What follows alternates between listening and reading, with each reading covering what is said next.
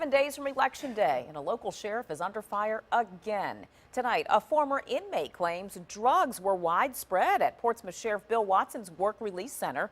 New at 6, the man told Andy Fox he knows because he was the one doing heroin behind bars. Andy? Nicole, it's just another controversy that has come out in the sheriff's re-election campaign. Tonight, a claim from former inmate Milton Hoover that he and other inmates often use drugs inside Sheriff Watson's inmate work center. It's easier to get drugs in the work release center than it is actually easier than to go out here and try to score it on the street. Come on. Yeah. 43-year-old Portsmouth resident Milton Hoover served time on Sheriff Bill Watson's inmate work crew. He lived here in the work center off Frederick Boulevard between August 2011 and mid-2012, where he snorted heroin, he claims, often. I was doing it on the weekends, probably 3 or 4 caps on the weekends for, I'd say, about 2.5, 3 months while I was there. Hoover says he had easy access to heroin in the work center and would snort it in the bathroom and in his bunk. I have used before in the work release center, so I know it was coming in because I have seen it, and like I said, I have used it before, and it was coming in pretty regularly on the weekends and everything. Hoover claims inmates with contacts on the outside usually kept the contacts inside the work center. Were you surprised at how easy it was? It was real easy. I mean, all you had to do is the people that were doing it, you know, say, are you going to bring something in this weekend? And they'd be like, yeah, well, bring me 3 or 4 when you come in Friday.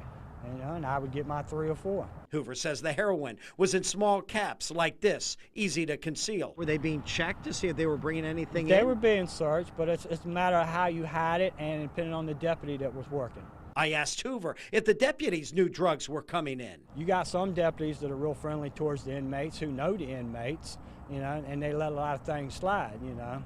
Hoover also confirms he did personal work for Sheriff Watson, which, if true, would be a violation of Virginia State Code. So those are the hands of a mechanic? Yes, sir. And what did you do for the sheriff?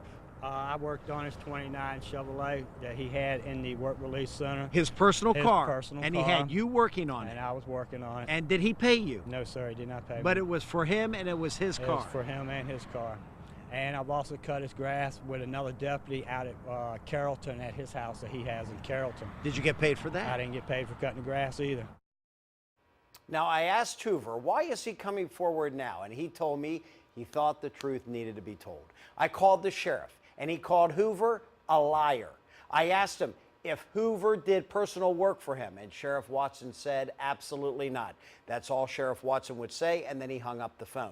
Commonwealth's attorney Earl Mobley, who may be investigating this, would not return calls, and a spokesman said Mobley had no comment. I'm Andy Fox, 10 on your side.